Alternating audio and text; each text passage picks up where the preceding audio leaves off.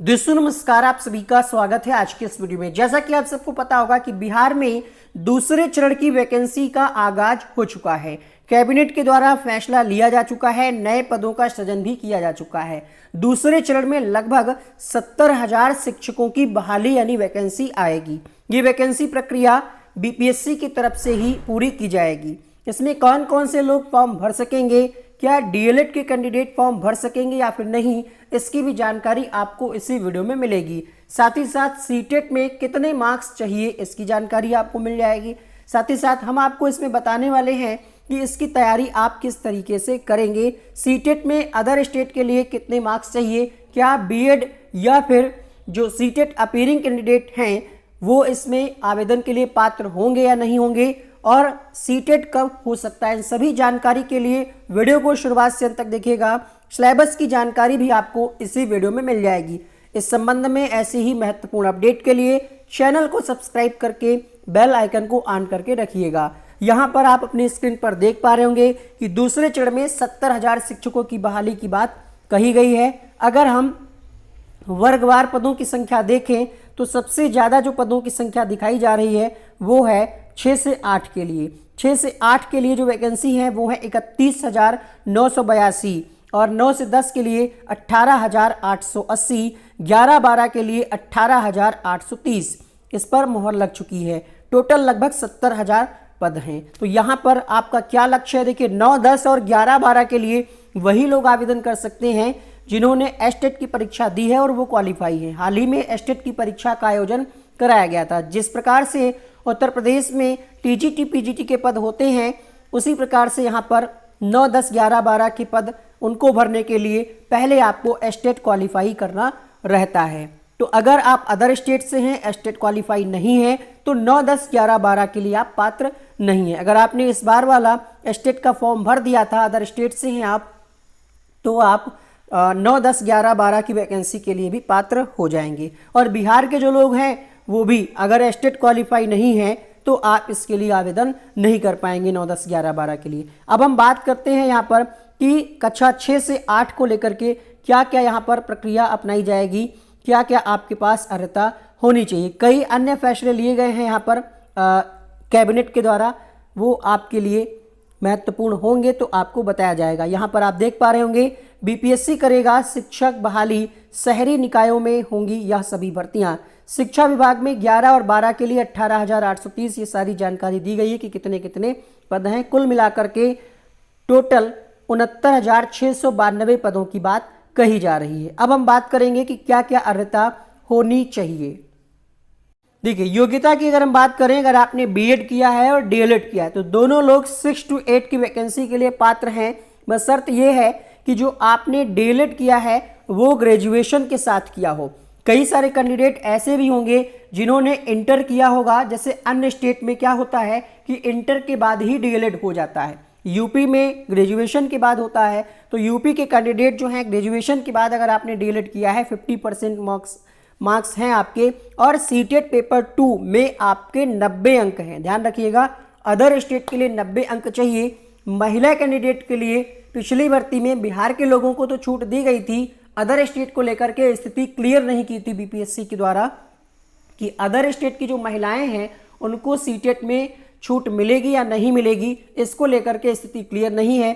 तो आप ये मान करके चलिएगा कि 90 अंक होने चाहिए। अगर नहीं है 90 अंक तो उम्मीद की जा रही है कि सीटेट दोबारा से नोटिफिकेशन अभी अक्टूबर में जारी कर देगा, तो आप फॉर्म भर दीजिएगा। और अपीयरिंग कैंडिडेट को मौका जिस तरीके से पिछली बार दिया गया था, पूरे चांस हैं कि इस बार भी सीटेट अपीयरिंग कैंडिडेट को मौका दिया जाएगा। यानी आपके पास अगर डीएलएड है या फिर बीएड है, दोनों में से कोई एक है या फिर दोनों हैं, और ग्रेजुएशन आपने किया है और सीटेट पेपर 2 में 90 मार्क्स हैं आपके अदर स्टेट से, तो आप क्वालिफाई मतलब आप इस एग्जाम के लिए पात्र।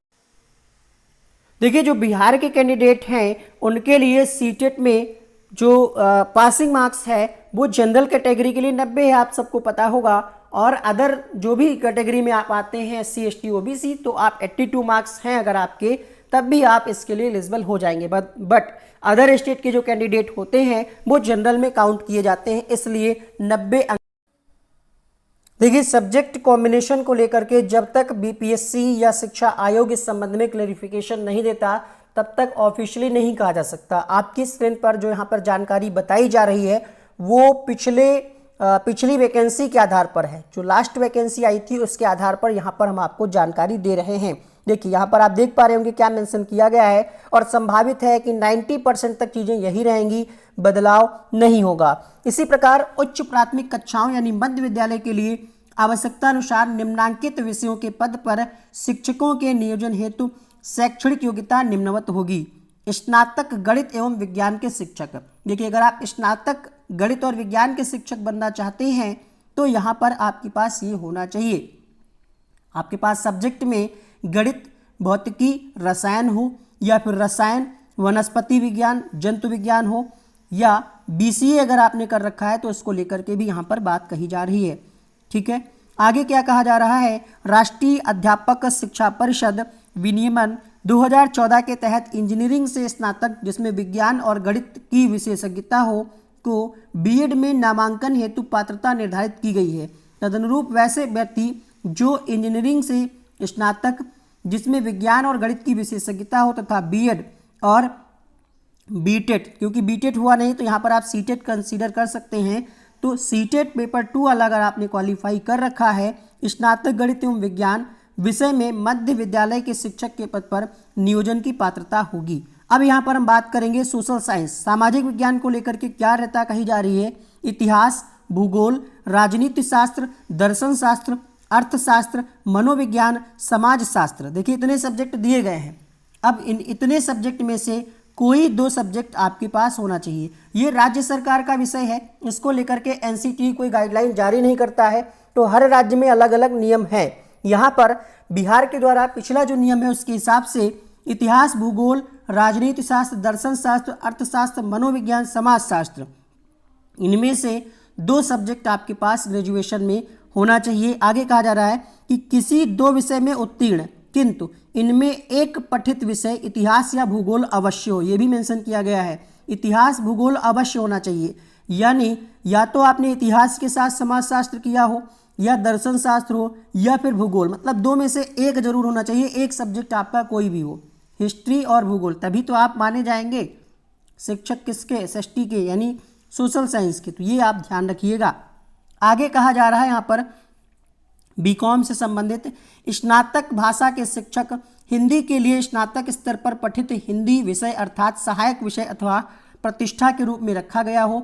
अंग्रेजी के लिए स्नातक पर पठित अंग्रेजी विषय अर्थात सहायक विषय अथवा प्रतिष्ठा के रूप में रखा गया हो। तो ये सब्जेक्ट की यहाँ पर अर्हता की बात कही जा रही है। संस्कृत भाषा के शिक्षक की बात करें तो संस्कृत में आपने स्नातक या शास्त्री की डिग्री हासिल की हो। उर्दू शिक्षक के लिए यहाँ पर कहा जा रहा है कि आलिम की डिग्री अथवा उर्दू भाषा में स्नातक। तो ये इस तरीके से आपका सब्जेक्ट कॉम्बिनेशन रहेगा। उम्मीद करते हैं भाषा का, एसएसटी का और मैथ साइंस का सब्जेक्ट कॉम्बिनेशन आपको समझ में आ गया होगा। अब हम बात करेंगे कि सिलेबस इसका संभावित क्या रह सकता है, कितने क्वेश्चन आपके नॉर्मल पूछे जाएंगे और कितने क्वेश्चन आपके सब्जेक्ट कॉम्बिनेशन से रहेंगे। तो चलिए बढ़ते हैं आगे वीडियो की तरफ। हो सकता है, देखिए, जैसा कि आप सबको पता होगा कि यहाँ पर अभी जो प्रक्रिया चल रही थी शिक्षक भर्ती में, उसको लेकर के यहाँ पर आपको पता होगा कि एक क्वालिफाइंग पेपर 1 यहाँ पर कंडक्ट कराया गया था, जिसमें 75 और 25 का रेशियो था। 75 क्वेश्चन जो थे इनमें से आप हिंदी, उर्दू और बंगाली में से कोई आप एक चुन सकते थे। ठीक है, इसके 75 क्वेश्चन, और इंग्लिश कंपलसरी था जिसमें 25 क्वेश्चन आपको हल करने थे। इसको सिर्फ क्वालिफाइंग था, इसका नंबर आपका फाइनल में नहीं जुड़ना था, यानी इसमें सिर्फ आप अगर 30 नंबर ले आते हैं या उससे ज़्यादा तो ये आपका पास माना जाएगा। बट अगर 29 नंबर रहेंगे, मान लिया किसी कैंडिडेट के 29 नंबर रहते हैं और इसमें वो ज़्यादा नंबर ले आता तो ये काउंट नहीं किया जाएगा, ये आपकी OMR चेक नहीं की जाएगी, यानी इसको क्वालिफाई करना जरूरी था। अब हम बात करें सब्जेक्ट एंड जनरल स्टडीज़ की, तो यहाँ पर बताया जा रहा है अभी तक का जो अनुमान है उसके हिसाब से यहाँ पर आपके 80 मार्क्स जो होंगे वो सब्जेक्ट कंसर्न से होंगे। मतलब ग्रेजुएशन में जो आपका सब्जेक्ट रहा होगा उसी के आधार पर आप फॉर्म फिल करेंगे और उसी से आपके 80 क्वेश्चन आएंगे। जनरल स्टडीज़ यानी सामान्य अध्ययन के 40 क्वेश्चन सभी के लिए कॉमन होंगे, चाहे वो साइंस साइड का बच्चा हो, आर्ट साइड हो या फिर कॉमर्स का हो।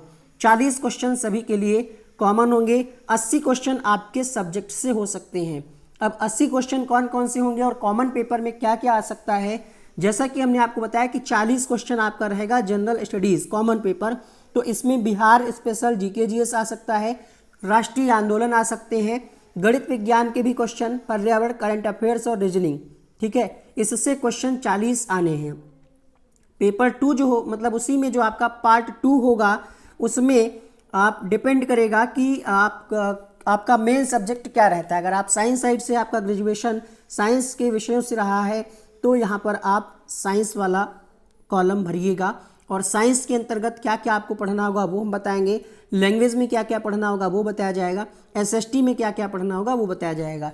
और इसका जो कठिनाई का स्तर रहेगा पेपर का वो रहेगा, आप मान करके चलिएगा कि स्नातक लेवल का यहाँ पर क्वेश्चन पूछा जाएगा।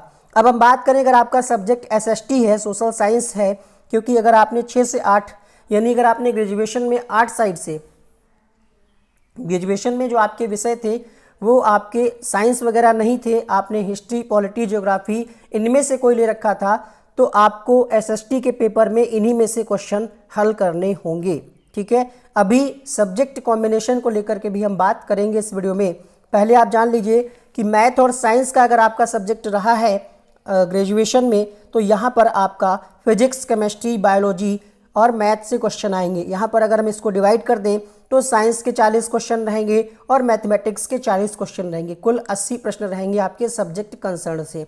तो इस प्रकार से यहाँ पर एसएसटी में आपके 80 क्वेश्चन रहेंगे, हिस्ट्री, पॉलिटी और ज्योग्राफी और इकोनॉमिक्स।